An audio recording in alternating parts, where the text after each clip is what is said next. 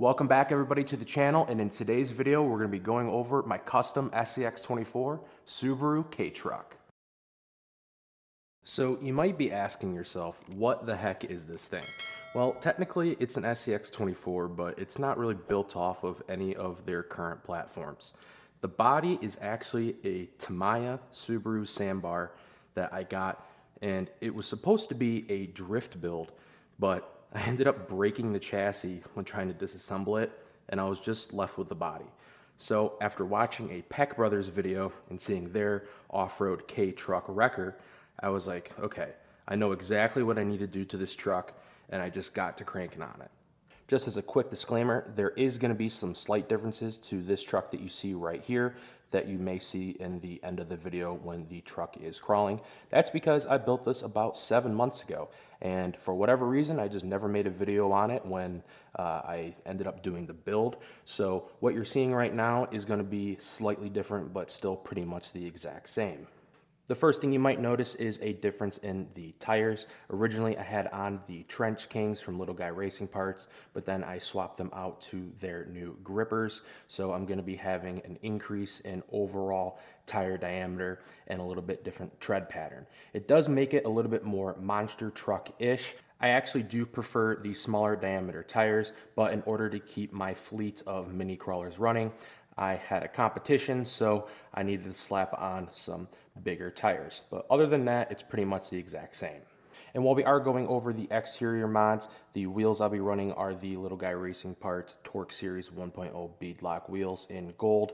For whatever reason, I love the gold and blue colorway. It does remind me of the old Subaru rally style cars, and it complements this truck so well. So I had to throw on the golds, and it really just makes this truck look that much more better than it would be if I just had on some black wheels that I got from Amazon. As far as the rest of the truck on the exterior goes, I do have a functioning overhead light bar kit that I think, again, just makes it look that much more cool.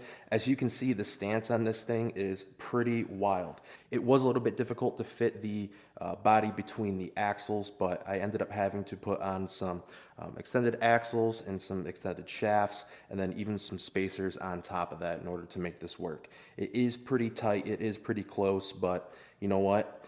I built this thing to be a cool piece and not to be a functional competition crawler, but I will tell you this, when you watch the videos of it crawling, it does do a fantastic job. And in order to make this vehicle work, I did have to split the cab from the rear portion of the bed.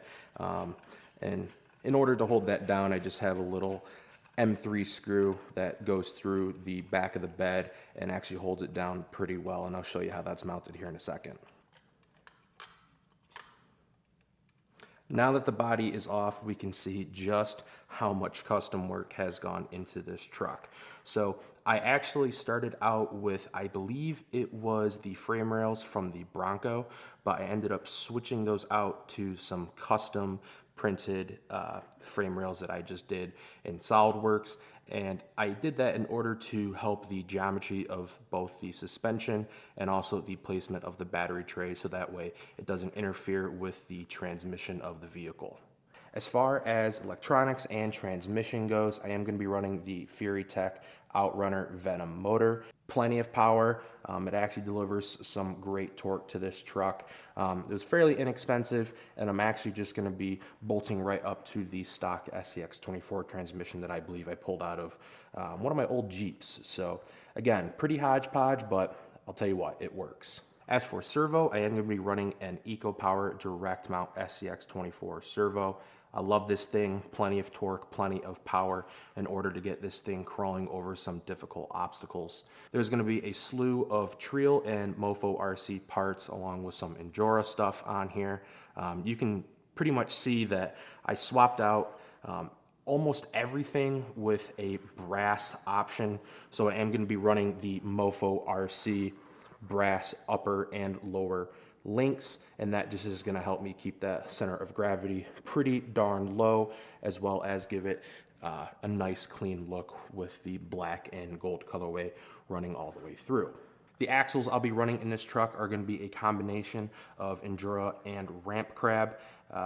They were fairly cheap, but I was only able to get an extended axle on the rear of the truck, and I actually have some extra extended axle shafts coming out of it, even with some additional spacers. So this is actually a fairly wide truck in the rear, and I did that more so for the articulation standpoint. And again, for this being a custom hodgepodge build, I do believe that the articulation is quite adequate for what the truck is. A couple other odds and ends that you will see is going to be the Trio long travel telescoping shocks. Again, that is just to give it a little bit more space from when going over different obstacles.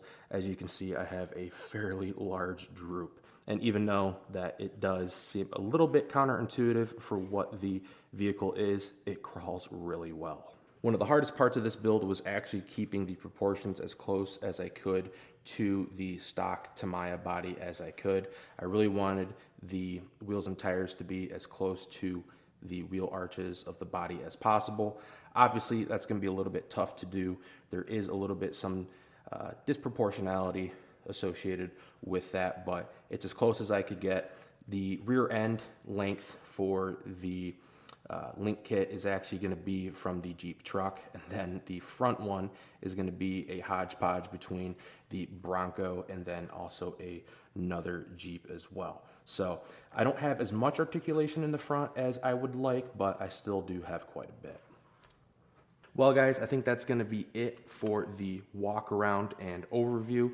Let's go ahead, let's take this to the indoor crawler course and have some fun.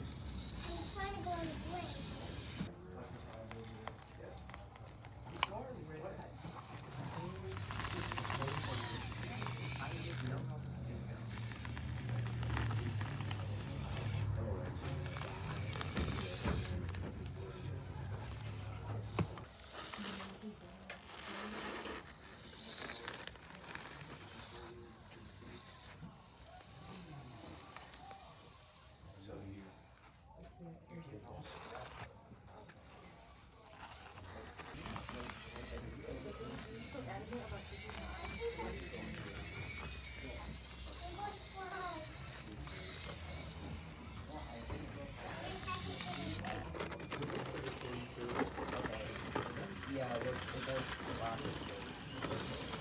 Yeah,